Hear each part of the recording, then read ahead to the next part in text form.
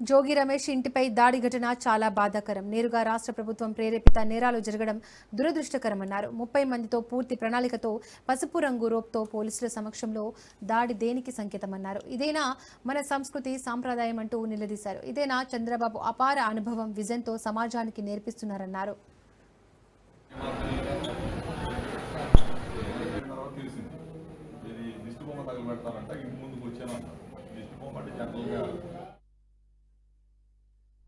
జోగి రమేష్ గారి ఇంటి మీద అటాక్ చేయడం, వీడియో క్లిప్స్ చూస్తే అదే మాప్ కాదు, లిమిటెడ్ పీపుల్, ఒక 30 మంది.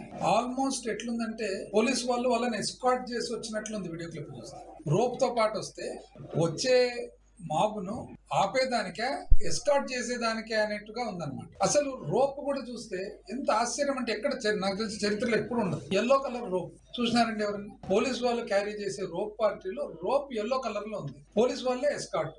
ఇంటి మీద అటాక్. ఏ విధంగా అటాక్? బాంబులు, యాసిడ్, పెట్రోల్ బాంబులు, ఇండ్లంతా డ్యామేజ్.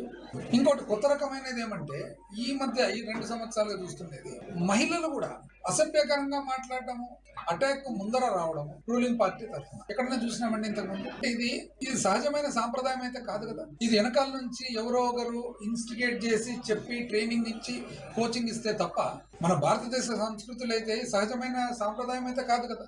ఇప్పుడు వివిధ రాజకీయాల పార్టీలకు మీరేం నేర్పిస్తున్నారు?